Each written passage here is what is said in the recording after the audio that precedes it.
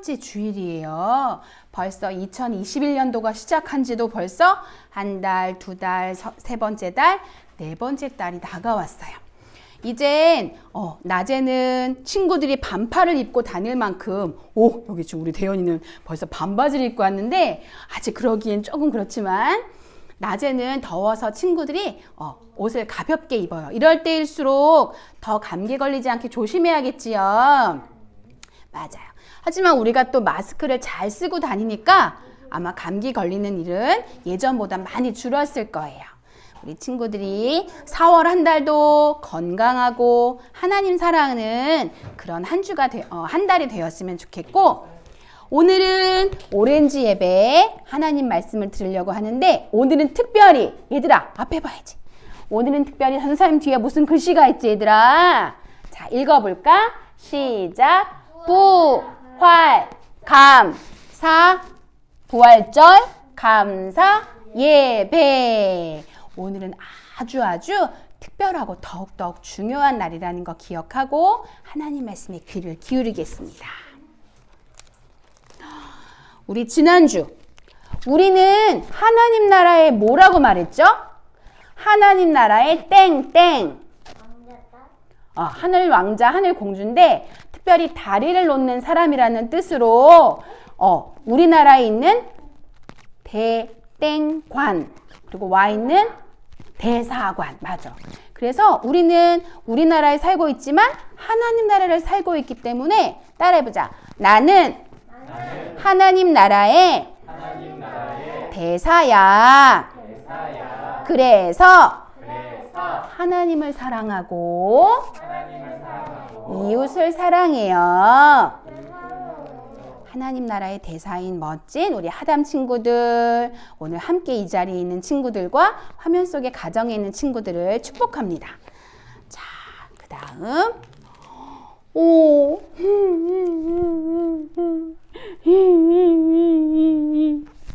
우리 눈물 나는 일들 참 많지요. 굉장히 많아. 우리 서윤이 눈물 나는 일이 뭐가 있을까요?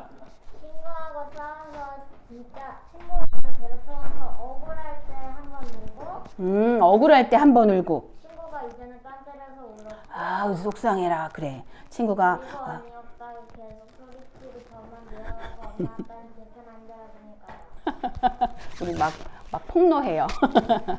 자, 이렇게 억울하고 또 뭔가 폭력이 있고 한 그런 상황에서 우리는 눈물 짓게 돼요. 혹시 예준이 이번 한 주 동안 눈물 난 적 있어요? 예성이는 없대. 예성이 눈물 흘린 적 없어요? 항상 기뻤어요? 최고. 있나? 지금은 막 기억이 안 나는 건 아마 없나 보다. 그치? 눈물 나는 일이 이번 한 주는 없었나 봐요. 기쁜 일만 있었나 봐요. 생각해봐, 예준아. 예준아, 눈물은 네 눈물이지 아빠 엄마의 눈물이 아니야. 예성이가? 자, 우리 이렇게 눈물 흘릴 일이 우리 어린 친구들은 그렇게 눈물 흘릴 일이 없겠지만, 그럼에도 우리가 참 억울하고 슬프고 속상한 일 때문에 눈물 나는 일이 많이 있을 거예요. 그런데 그 눈물 나는 일들 중에 가장 슬픈 게 뭘까? 어쩌면 아마 우리 친구들이 누가 아프신가? 예수님이 아프신가? 우리 친구들이 아마 아직 경험하지 못했을 수도 있는 일인데요. 그건 바로 사랑하는 사람과 헤어지는 거예요. 이렇게 사랑하는 사람, 때론 할아버지, 할머니, 아버지, 어머니. 아직 우리에겐 그런 슬픔이 오진 않았지만, 와서도 안 되겠지만, 사실 사랑하는 가족을 안녕하고 인사하는 건 누가 계획할 수 있는 일인가요? 아니에요. 아무도 예상할 수 없고 계획할 수 없는 일이에요. 그래서 이 가장 우리를 슬프게 하고 마음 아프게 하는 이런 장례식을 경험하게 된다면 그건 아마 인생에서 아주 큰 슬픔이 될 거예요. 그런데 지난 한 주 동안 우리는 이 세상 어떤 일보다 가장 슬픈 일을 당했어요. 그건 우리가 가장 사랑하는 예수님의 죽음을 만나게 된 일이었어요. 지난주 우리는 월, 화, 수, 목, 금, 토요일까지 우리는 이 한 주 동안 하나님이신 예수님이 이 땅에 오셔서 33년을 지내시고 이제 그 예수님이 이 땅에 오신 목적, 그 목적을 이루신 십자가에서의 죽음을 맞는 지난 고난주간 한 주였어요. 예수님의 죽음을 맞은 제자들과 여인들은 너무너무 슬펐어요. 그들은 하염없이 울고 또 용기 내지 못한 제자들은 숨어서 보이지 않는 곳에서 예수님의 죽음을 만나면서 무척무척 슬펐어요.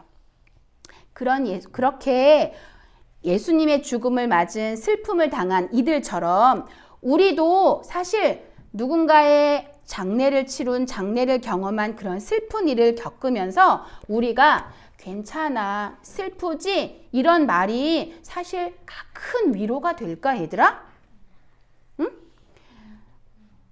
할아버지를 하나님 나라로 먼저 보낸 분에게 슬퍼하는 거 이제 그만하세요. 괜찮을 거예요.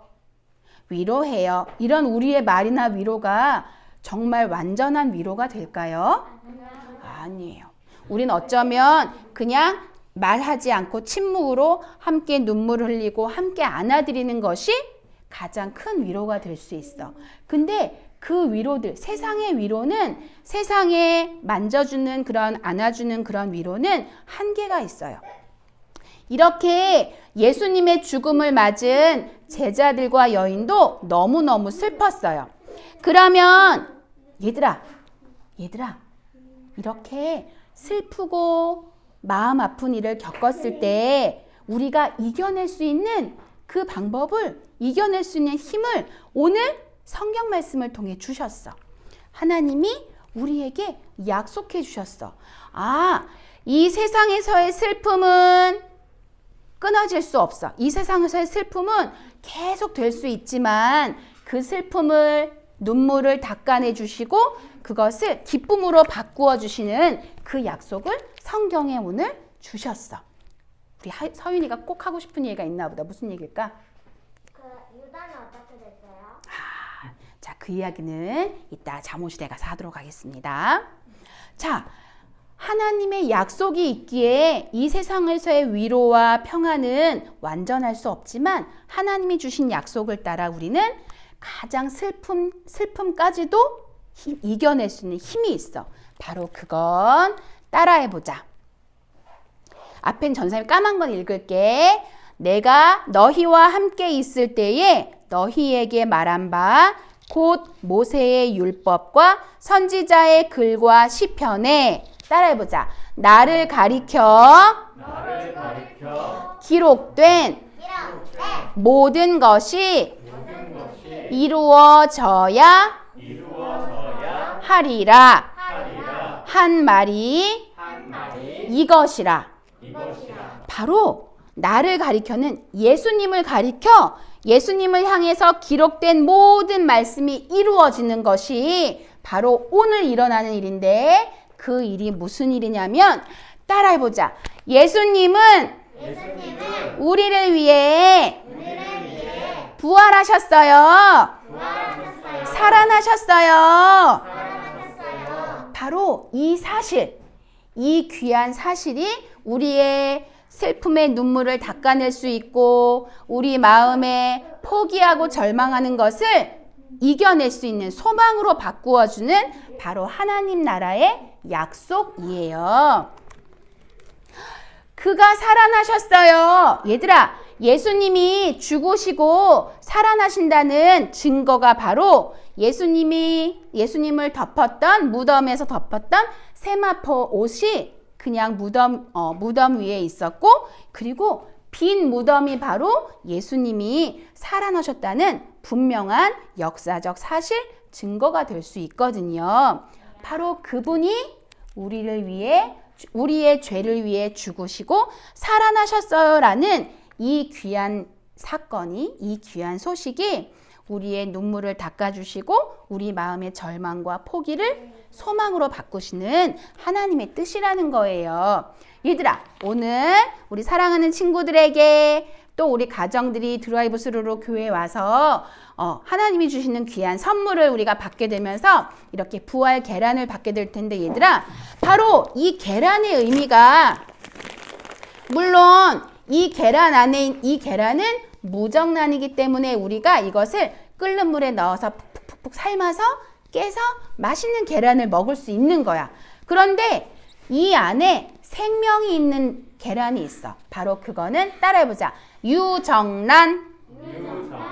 요 안에 생명이 있는 그 계란은요, 어미 닭이 오랫동안 이 달걀을 알을 품어서, 질문 지금 하고 싶어요? 네. 대현이?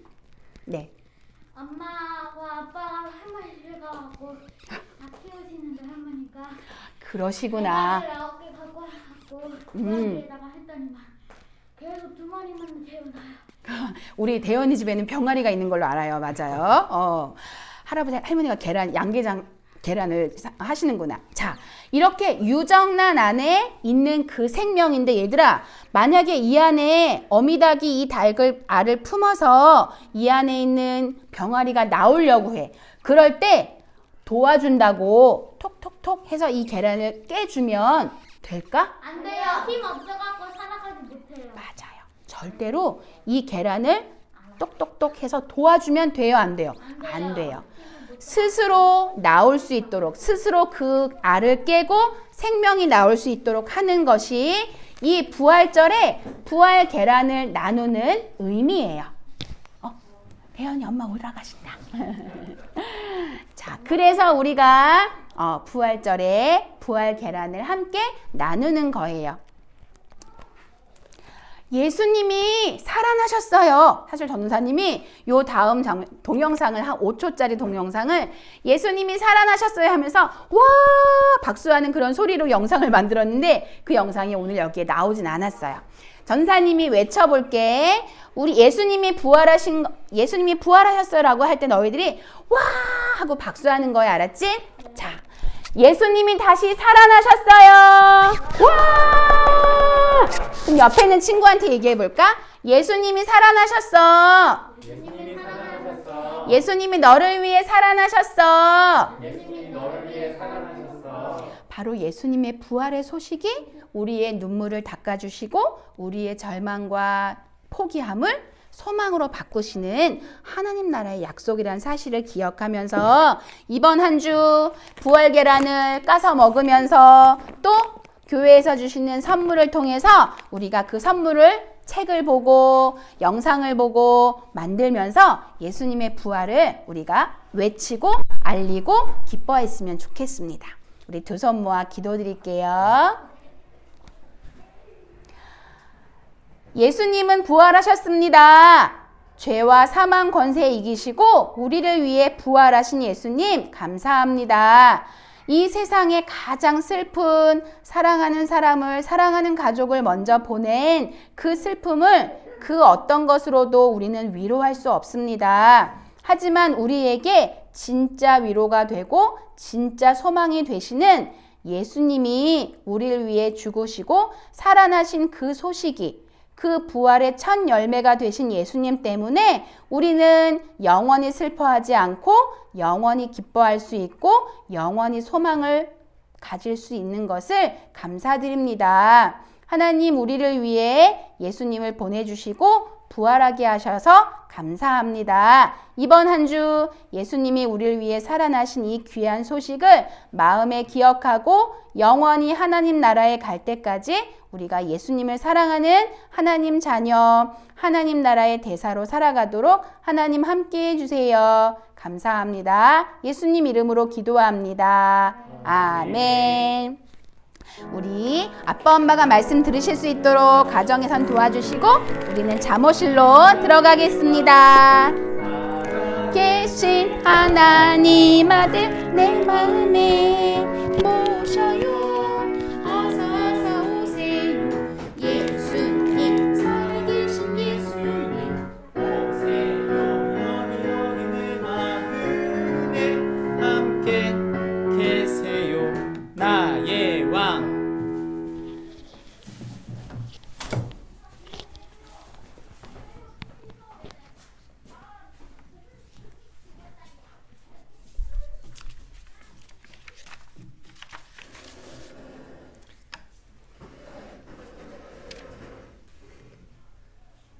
이 세상이 아주 열심히 살고 있습니다.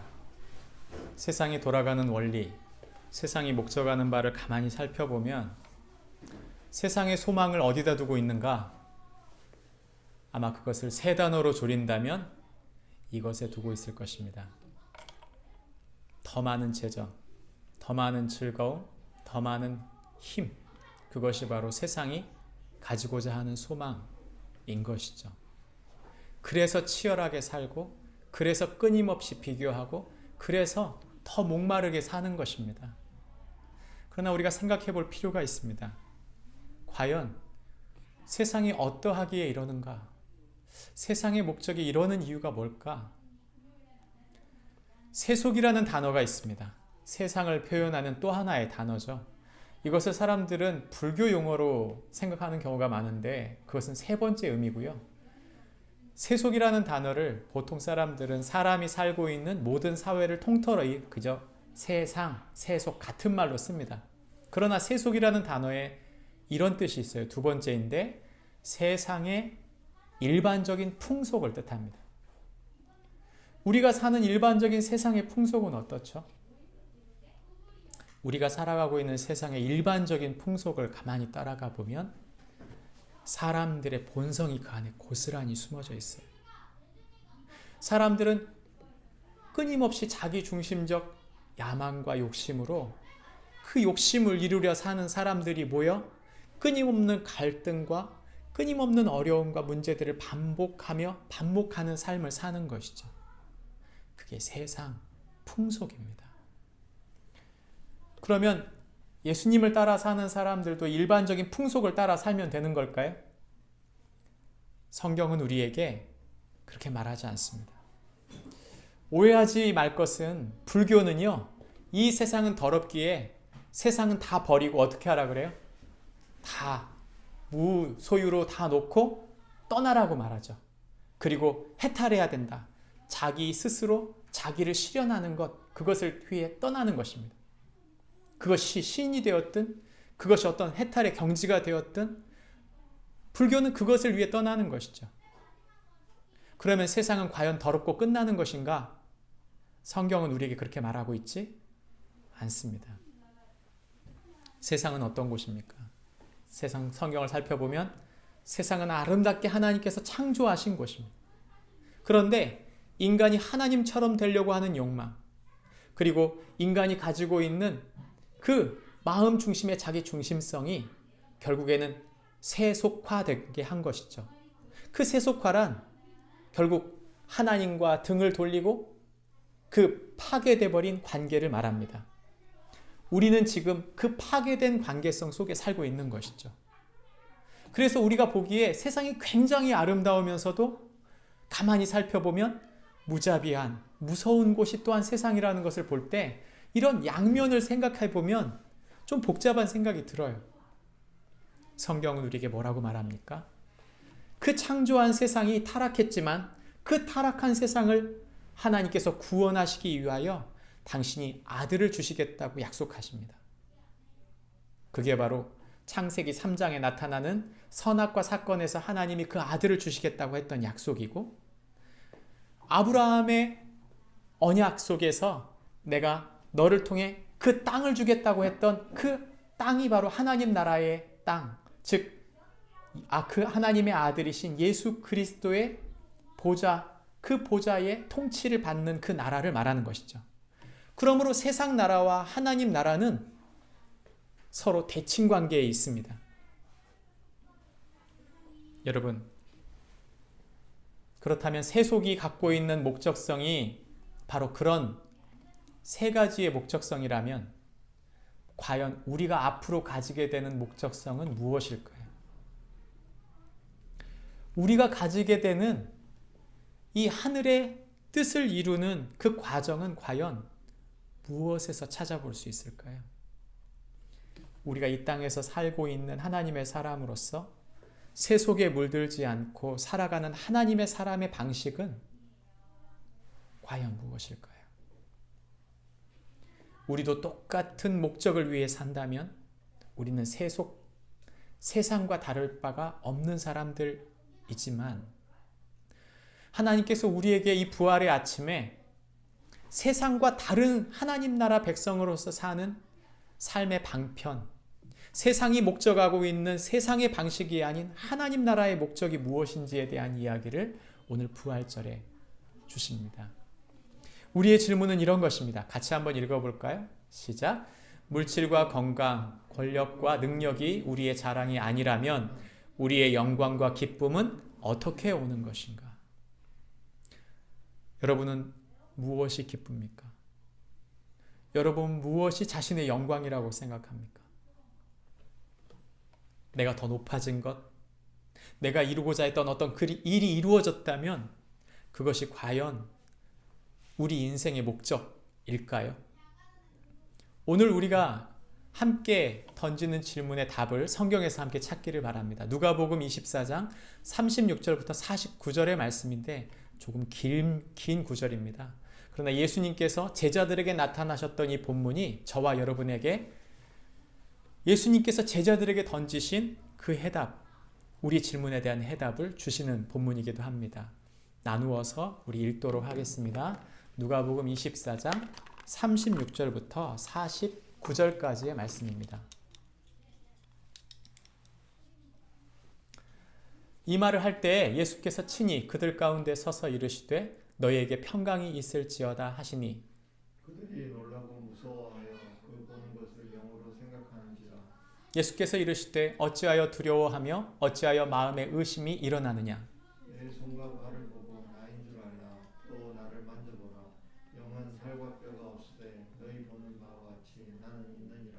이 말씀을 하시고 손과 발을 보이시나 그들이 너무 기쁨으로 아직도 믿지 못하고 놀랍고 여길 때에 이르시되 여기 무슨 먹을 것이 있느냐 하시니 이에 구운 생선 한 토막을 드시니 받으사 그 앞에서 잡수시더라.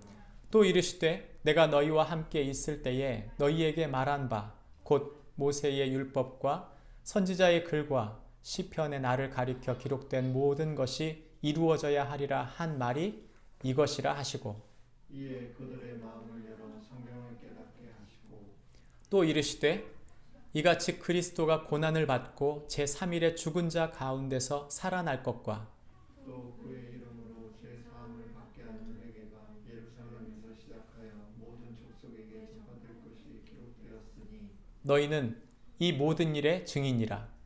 올지어다 내가 내 아버지께서 약속하신 것을 너희에게 보내리니 너희는 위로부터 능력으로 입혀질 때까지 이 성에 머물라 하시니라. 아멘. 우리가 읽은 성경 본문을 한마디로 조리면 이런 말입니다. 함께 읽습니다. 예수님은 부활하신 후 제자들에게 나타나셔서 부활의 증인되게 하셨다. 이것을 우리에게 정리해보면 이런 말이죠. 함께 읽습니다. 성도는 하나님의 말씀대로 예수 부활의 증인으로 살아가는 것이다. 그러므로 우리가 던지는 질문의 답은 이것입니다. 함께 읽습니다. 우리는 예수 부활의 증인이야. 우리는 예수 부활의 증인이다. 우리의 목적, 우리의 소망, 우리의 능력과 힘, 우리의 영원한 건강, 우리의 영원한 풍요는 어디 있는가? 그것은 하나님 나라에 있다.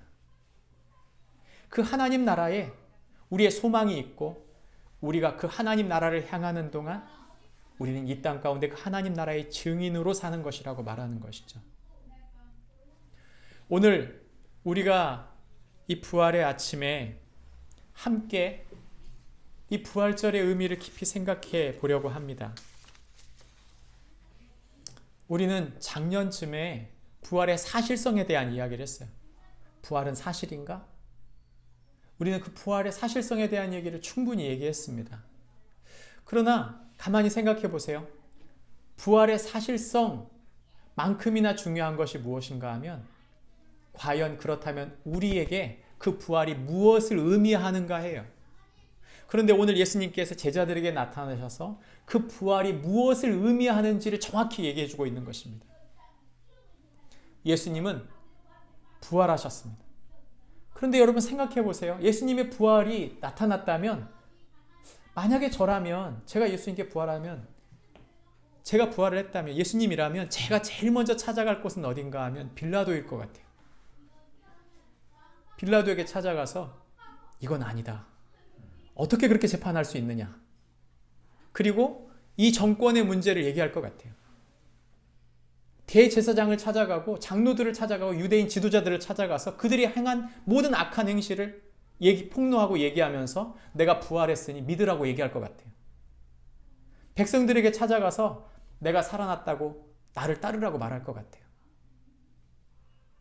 그 사람들이 부활을 보고 깜짝 놀라서 따라갈 만하지 않습니까? 그런데 예수님께서 찾아가신 사람은 한 부류입니다. 바로 예수 그리스도를 따르던 제자들이에요. 왜요? 여러분, 사람들은 선택적 경청, 선택적 시각, 선택적 관점을 갖고 있어요. 안 믿으려고 하면요, 안 믿게 돼 있어요.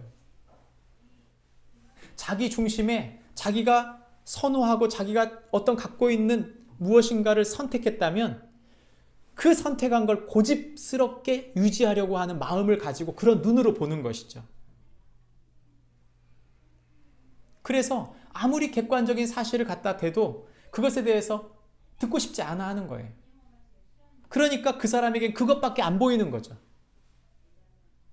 정치에 눈이 먼 빌라도가 예수님 살아났다고 해서 거기 따라갈까요? 그는 이미 세상 권력에 눈이 어두운 사람이기 때문에 그는 예수님이 살아났다 하더라도 의심했을 것입니다. 쌍둥이가 있었겠지.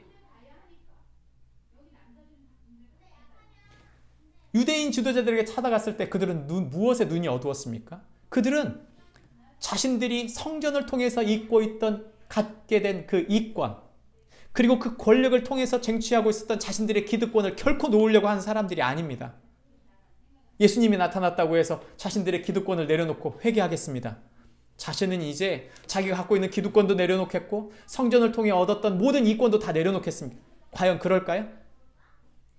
사람을 죽이기까지 끝까지 사람을 몰아붙인 그들이 과연 예수님이 부활했다고 해서 그들이 마음을 돌이킬까요? 만무한 일입니다. 무지한 백성들, 예수 죽이자고 힘껏 외쳤던 그들이 예수님을 환호하다가 그리고 예수님을 죽이자고 했었던 이 냉탕과 온탕을 왔다가 했던 이 기복 있는 무리들이 과연 예수님이 부활한 것을 보고 나서 그 기적을 보고 그 기적을 그대로 믿었을까요? 저는 예전에 직장 동료 한 사람을 만난 적이 있어요. 놀라운 얘기를 들었어요. 그분한테.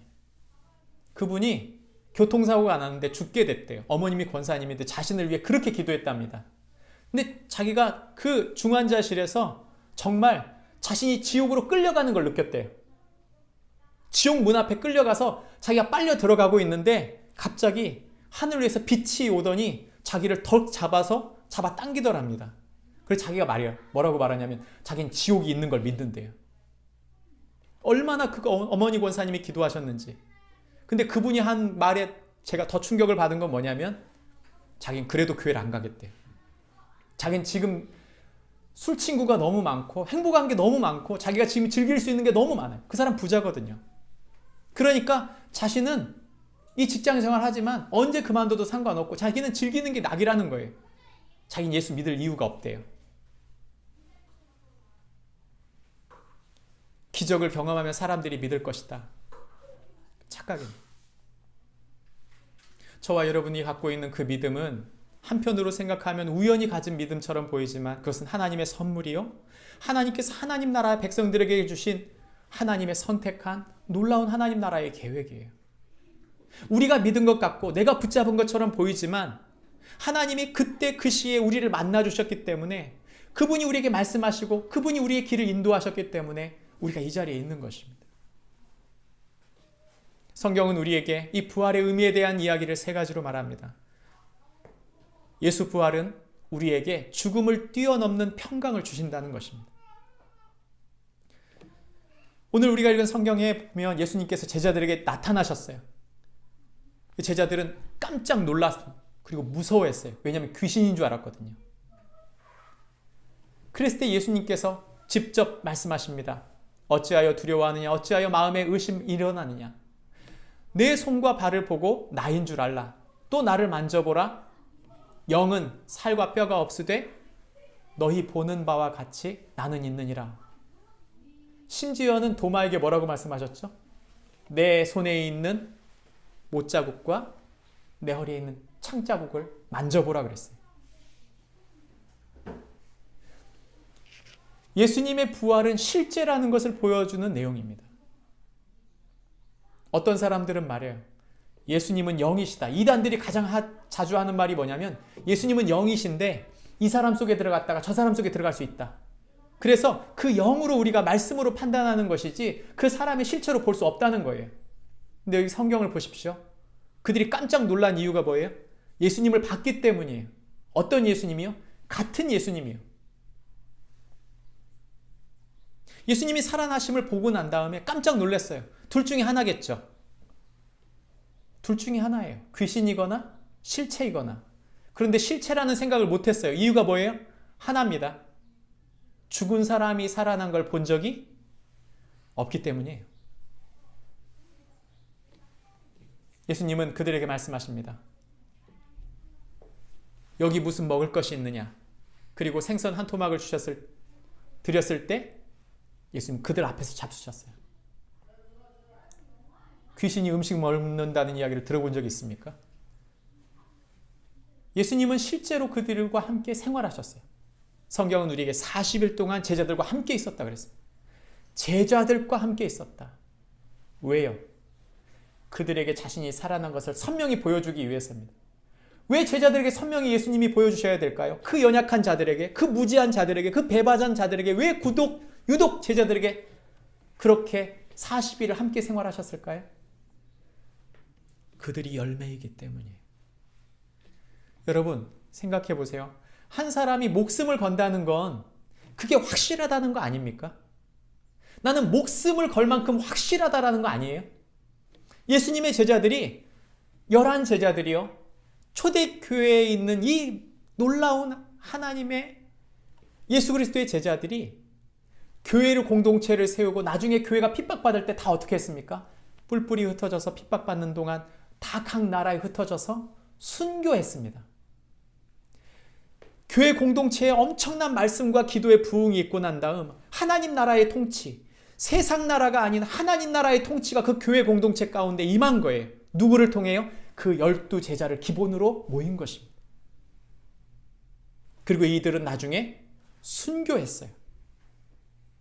다시 말하면 아무리 높은 고관들 앞에서도 당당하게 얘기하고 자신이 만난 예수님에 대해 선명히 얘기할 줄 아는 멋진 제자들로 살았다는 것이죠. 성경은 그들을 예수 부활의 증인이라고 말합니다. 그들이 교회의 멋진 지도자였다. 그걸 말하지 않아요. 그들이 엄청나게 전도를 많이 해가지고 사람들이 엄청나게 불어났다. 그것도 얘기하지 않아요. 성경이 말하는 것은 그들은 예수 부활의 증인이었다는 것입니다. 전 여러분에게 묻고 싶어요. 여러분의 삶에는 예수 부활의 증거가 있습니까? 여러분 삶 속에 과거를 살펴보세요. 아니 현재를 살펴보십시오. 우리의 삶의 목적성을 어디에 두어야 할지. 이 예수 제자들이 이처럼 강인한 사람들이 될 수 있었던 것은 그들이 똑똑해서가 아닙니다. 탁월한 능력이 있어서도 아닙니다. 그들은 정말 얻어 걸린 사람 중에 하나예요. 그런데도 그들이 목숨을 바쳐 위대한 사도들이 될 수 있었던 비밀은 예수님이 그 안에 그들의 마음 중심에 있었기 때문입니다. 예수님의 살아나심, 그것은 제자들에게 충격이었어요. 근데 놀라운 건 뭐냐면 자신들이 3년 동안 함께 사셨던 그 예수님은 자신들에게 평안을 주시는 예수님이었어요.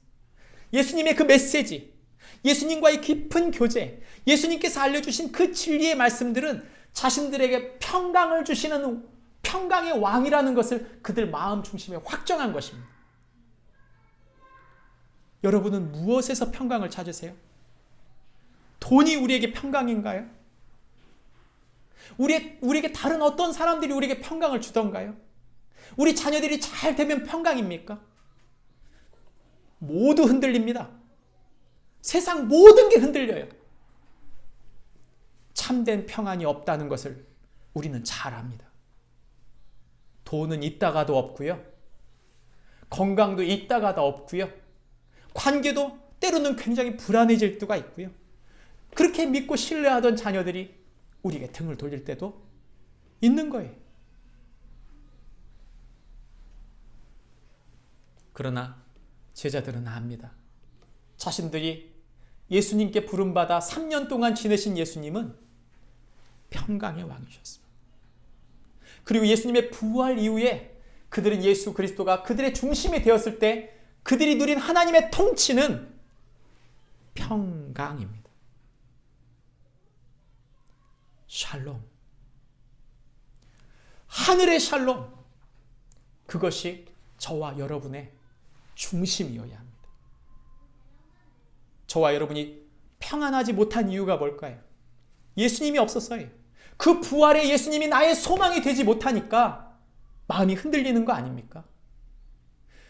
유대인들이 그토록 예수님 오시기를 바랬지만 그들의 아침 인사, 점심 인사, 저녁 인사가 뭐냐면 샬롬입니다. 하늘의 평강이 당신에게 있기를.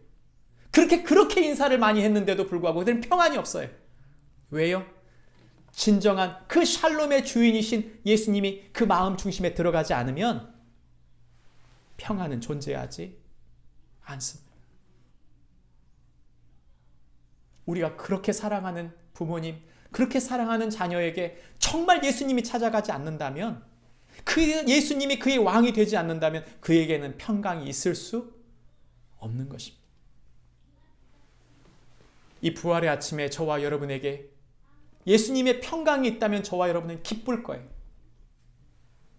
오늘 이 땅을 떠나도 아무런 갈등 없는 하늘의 기쁨을 가질 수 있습니다. 예수님만으로 만족한 그 하늘의 평강, 예수 그리스도의 평강 자체가 우리 속에 있으면 우리는 넉넉히 세상을 이기게 되는 것입니다. 그 예수님은 살아나셨습니다. 죽음이 절대 끝이 아닙니다. 저는 믿습니다. 저는 분명히 믿습니다.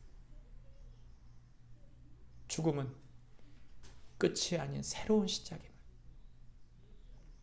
예수님의 살아나심이 바로 그 부활을 약속한 것이고, 그 평강의 주님이 이 평안을 주셨을 뿐만 아니라 영원한 평안으로, 그 평안으로 우리를 인도하실 것을 믿습니다. 예수 부활의 증인은 그 마음 중심이 평강이 있습니다.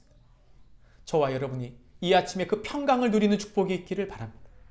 그 예수님을 우리 마음 중심에 진짜 모셨다면 저와 여러분은 그 평안을 누릴 수 있기 때문입니다. 두 번째, 예수 부활은 우리에게 성경의 성취를 약속합니다. 예수 부활에 대한 이야기를 예수님께서 말씀하시면서 이 부활에 대한 이야기를 하시는 동안 성경 전체를 한마디로 쪼개버리셨어요. 성경이 도대체 뭡니까? 이 모든 것은 예수님을 말하고 있다. 근데 그 예수님은 무엇을 말하는 것이냐? 모든 것이 이루어져야 하리라 한 말이 이것이 뭐예요? 예수님이 성육신, 우리 기독교를 말할 때요, 크게 5가지 말합니다. 예수님이 하나님의 아들 되셨다. 하나님이 이 땅에 오셨는데 어떻게 오셨다? 동정녀를 통해 오셨다. 그 아들이 바로 우리를 위해 죽으셨다. 그 아들이 바로 우리의 부활 되셨다. 그리고 그 아들이 마지막 우리 심판주로 오실 거다. 이 5가지가 기본적인 기독교 근본 원리 아닙니까? 우리가 교파가 달라도요, 심지어 천주교까지도 이 안에 들어가면 다 그 안에 포함시킵니다. 왜요? 성경이 부활을 약속하고 있기 때문에. 성경은 우리에게 그 부활이 바로 성경이 말하고 있는 하나님의 약속이다. 그 약속은 어떻게 일어났는가? 어떻게 이루어졌는가? 16절에서 말합니다. 예수님이 제자들을 깨닫게 하시면서 그리스도가 고난을 받아야 되겠고 죽어야 될 것이다. 그리고 그 가운데서 살아날 것. 그 가운데서 살아날 것. 예수님의 고난과 죽음과 부활이 의미하는 것이 그럼 뭐냐? 그 사건이 우리에게 주는 의미가 뭐냐? 17절에 말합니다. 그의 이름으로 죄사함을 받게 하는 회개가 예루살렘에서 시작되어 모든 족속에게 전파될 때. 전파될 것이 기록됐다. 다시 보면 예수님이 죽으시고 고난받으시고 죽으시고 부활하신 목적은 저와 여러분의 모든 짐, 모든 죄, 저와 여러분이 가지게 되는 하나님과의 깨진 관계를 회복하는 하나님 나라로 들어가는 회개, 내 맘대로 내 뜻대로 내 멋대로 사는 세상이 아니라 오히려 하나님 나라 그 계획을 이루어 하나님을 중심하여 그분을 왕으로 모시는 하나님 나라의 통치로 들어가고 있는 그 회개를 말하는 것이죠. 그래서 우리는 나 중심대로 사는 게 아니고 내 중심대로 내 맘대로 내 계획대로 사는 게 아니라 주님이 뜻하는 주님의 계획대로 살기로 결정하는 것, 그것이 회개. 그리고 우리의 일상 속에서 주님의 뜻과 주님의 나라가 이루어져 가고 역사되는 것이죠. 교회가 부흥했다는 말은 건물이 세워지고 많은 사람들이 모이고 많은 재정이 모였다, 그런 뜻이 아니에요. 사람들의 마음 중심이 내 맘대로 내 뜻대로 살다가 예수 그리스도의 죽으심과 부활하심을 경험하고 난 다음 자신이 죄인인 것을 고백하고 끊임없는 자신의 죄 때문에 아파하며 자신을 하나님께 의탁하여 그분의 뜻대로 살기로 결정하는 것, 하나님 나라를 이 땅에 세우고 하나님의 나라로 가기를 원하는 것, 그것이 바로 하나님 나라 백성의 뜻이라는 것이죠. 그게 성경의 성취입니다. 성경의 성취란 예수 부활의 증거를 통해, 예수 그리스도의 부활을 통해 내 맘대로 내 뜻대로가 이제 아니라 영원한 생명이신 예수 그리스도를 향해 살기로 결정하는 것이죠. 저와 여러분에게는 회개가 있습니까? 예수 그리스도의 부활의 그 능력이 나의 삶 속에서 내 맘대로 내 뜻대로의 삶이 아니라 그 예수 그리스도의 통치를 따라 하나님 나라를 이 땅 가운데 세우기를 기꺼이 기뻐하며 나의 일상 속에, 나의 현실 속에, 나의 직장 속에, 나의 학교 속에, 나에게 주신 능력 속에, 나에게 주신 재능 속에, 나의 시간 속에 과연 하나님의 통치가 있느냐는 말입니다.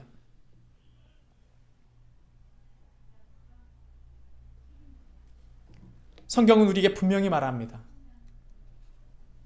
예수 그리스도의 죽음과 부활, 그 죽으심과 부활은 곧 우리를 하나님 나라 백성 되게 하는 회개로 향하고 있다. 예전에는 전 이렇게 기도했어요. 교회를 목욕탕으로 생각했습니다. 그 교회에 와보면 뭐예요? 죄 씻는 거예요. 열심히. 죄를 열심히 씻죠. 하나님 이거 죄송합니다. 저거 죄송합니다. 어떤 사람은 노트를 펼쳐놓고 자기 죄를 다 쓴대요.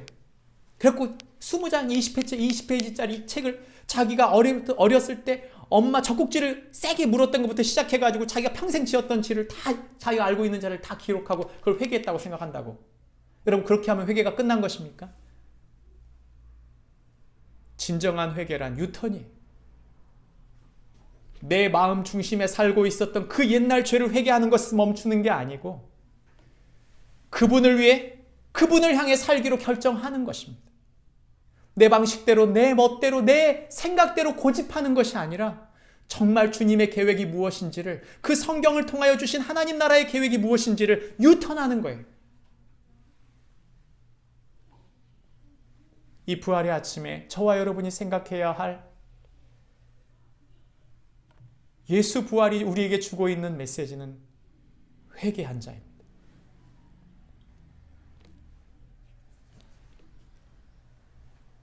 예수 부활에 회개한 자들마다 그들은 회개의 열매들을 맺혀가요.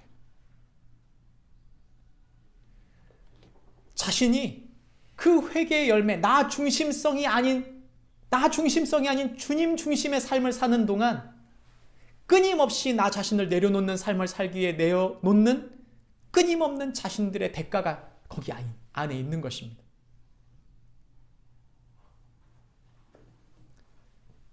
회개에 합당한 열매를 맺으라. 그것이 세례 요한의 전파이고 그것이 사도들이 예수님의 부활 승천 이후에 치른 대가들입니다. 저와 여러분의 회개가 진실한 회개가 되길 바라고, 나의 욕망과 나의 꿈을 이루기 위한 그 어떤 수고가 아니라 하나님 나라를 온전히 이루기 위한 나의 자기 부인과 그분의 뜻의 성취에 대한 진정한 회개의 열매가 저와 여러분의 삶에 맺혀지는 축복이 있기를 바랍니다. 마지막 세 번째로 이 부활이 우리에게 주고 있는 메시지는 무엇입니까? 그것은 두 번째와 연결됩니다. 오늘 우리가 읽은 성경 본문에 예수님께서 제자들에게 이르시는 게 있습니다. 너희는 이 모든 일의 증인이라. 볼지어다 내가 내 아버지께서 약속하신 것을 너희에게 보내리니 너희는 위로부터 능력으로 입혀질 때까지 이 성에 머물라 하시니라. 위로부터 입혀지는 능력이 무엇인지 우리는 압니다. 그게 뭐라고요? 성령님이십니다. 저와 여러분이 두 번째와 연결된다는 이유가 이거예요. 저와 여러분의 깊은 고민은 뭐냐면 예수님을 믿기는 해요. 그런데 살다 보면 어떻게 돼요? 우린 살다 보면 하나님 뜻대로 주일은 사는 것 같은데 이상하게 시간이 지나면 지날수록 세상의 힘에 끌려서 나도 모르게 내 뜻대로 내 맘대로 내가 원하는 대로 살아가고 있는 나의 모습을 발견하는 것이죠. 좌절하는 사람들은 여기서 이렇게 생각합니다. 나는 이런 인간이기 때문에 어쩔 수 없어 하고 포기하죠. 근데 여러분 그렇지 않아요. 자연스러운 거예요. 우리 육체의 본성은 끊임없이 내가 생각하고 내 맘대로 생각하고 내 뜻대로 이루려고 하는 욕망이 우리 속에 있다는 것을 알아요. 성경은 우리에게 분명히 그걸 말합니다. 중요한 건 뭐예요? 바로 그때 회개하는 거예요. 바로 그때 주님, 제가 이런 존재입니다 하고 엎드리는 것이죠. 그 엎드림이 하나님께서 우리에게 요구하는 거예요.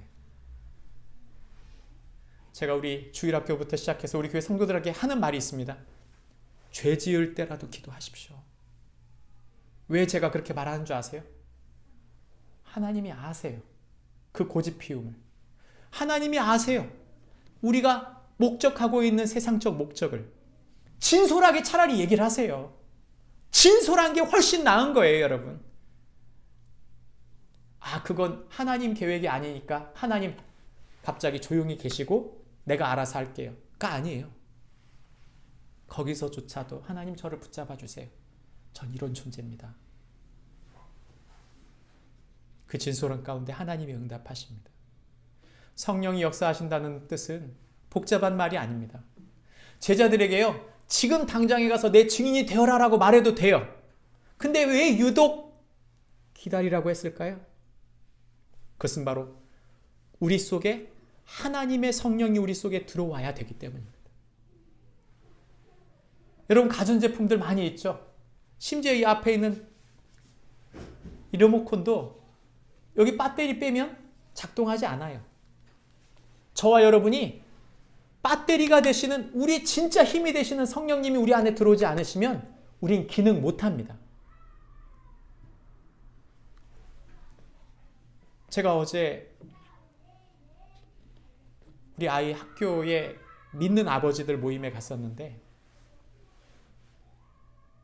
재밌는 얘기를 하나 들었어요. 그게 뭐냐면 그 아빠들이 5명 정도 모였는데 그 중에 2명이 이렇게 말하는 거예요.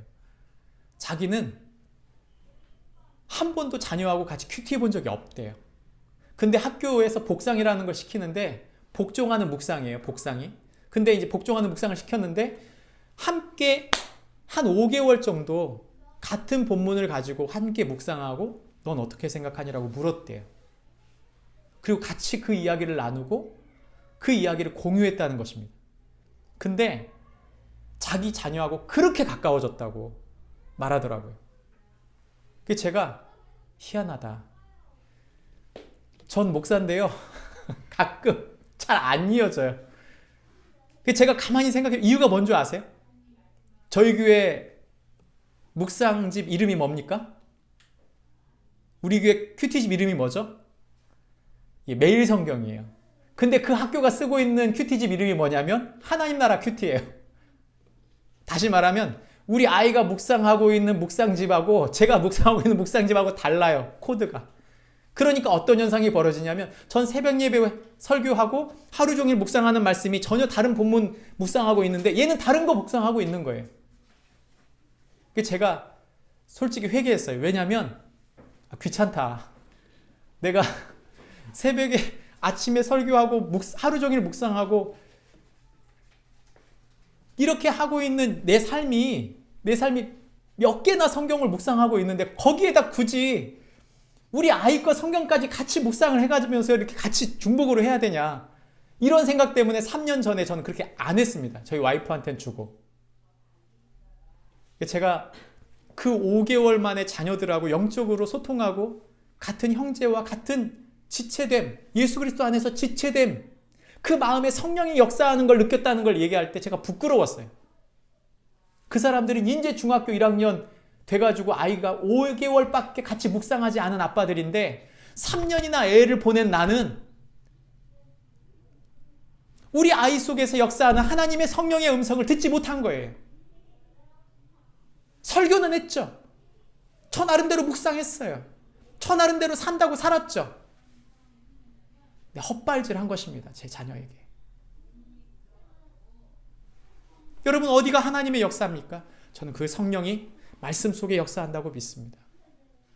우리 자녀들에게 지금 큐티 내지는 유년부 큐티 아니면 초등부 큐티, 중등부 큐티, 고등부 큐티가 있어요. 여러분 하나님이 우리에게 역사하시는 하나님의 통치는 성령님을 중에서 오십니다. 조심스러운 말인데요. 우리 건물에 방언으로 기도하는 분이 계세요. 우리 교회가 아닌 이제 우리 건물에 함께 있는 교회에서 방언으로 기도하는데 방언으로 기도하는 건 너무 좋은데 제가 목사가 듣기에 좋은데 문제는 뭐냐면 한밤중에 상가에서 이상한 소리가 계속 들리니까 사람들이 무서워하는 거예요. 동네 소리들이. 여러분 뭐가 성령 받는 것이죠? 방언하면 성령 받는 것입니까? 네, 맞아요. 그러나 여러분 덕을 세우지 못한다면 문제가 있는 거 아닙니까? 저와 여러분 속에 성령이 임한다는 게 뭡니까? 성령이 임한다는 것은 하나님의 말씀이 우리 속에 역사한다는 거 아닙니까? 하나님의 선명한 말씀이 우리를 인도하지 못하면 우리가 어찌 자녀를 새롭게 세우고 우리의 일상의 일터와 우리의 가정과 우리에게 주신 사람들을 꽃피울 수 있습니까? 우리는 내 힘과 내 지혜와 내 뜻대로 내 멋대로 사람들을 세울 수 있다고 생각하지만 그럴 수 없어요. 성경은 말합니다. 성령께서 역사할 때 우리 삶 속에 예수 그리스도의 증인으로 설 것이다. 저와 여러분을 증인으로 세우고 싶어 하시는 하나님은 우리의 힘과 우리의 능력으로 할 수 없다고 말씀하십니다. 우리의 능력과 우리의 힘으로 할 수 없어요. 사람을 세우는 거. 성령님이 하십니다. 예수님의 제자들이 성령의 능력을 힘입었을 때 그들은 엄청난 일들을 감당했어요. 여러분 저와 여러분의 삶 속에 성령님이 역사하시면 우리는 어떤 존재가 될지 우린 생각하지 못합니다. 우리의 인생이 활짝 꽃피우기를 원하십니까? 하나님의 뜻이 온전히 이루어지기를 원하십니까? 성령의 역사하시는 말씀으로 돌아가야 되는 줄 믿습니다. 오늘은 부활의 아침입니다. 저와 여러분이 기억해야 할 오늘 주님의 메시지를 기억해 보십시오. 평강과 회개와 성령의 말씀의 역사가 우리를 부활의 증인으로 세우고 있습니다. 저와 여러분의 삶 속에 그런 부활의 소망이 충만한 축복이 있기를 바랍니다. 부활이 있다는 말은요, 여러분, 기대하라는 뜻입니다.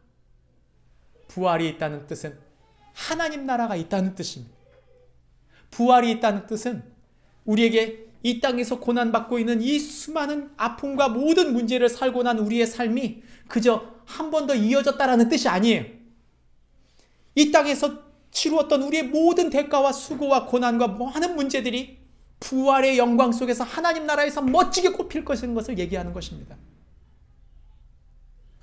저와 여러분이 믿는 우리의 믿음은 이 땅에서 상을 받고 이 땅에서 무엇인가를 연장하는 내용이 아니에요.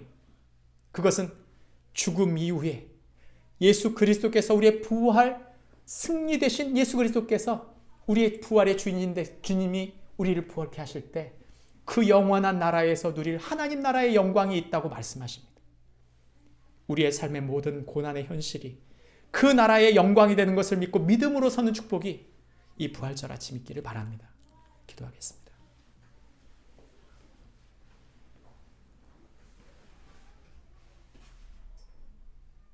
하나님 아버지, 우리 속에서 역사하시는 하나님, 세상이 소망하고 있는 것, 세상이 구하고 있는 것, 세상이 목적하고 있는 것이 우리의 목적이 아닙니다. 우리의 소망이 아닙니다. 우리의 추구할 바가 아닙니다.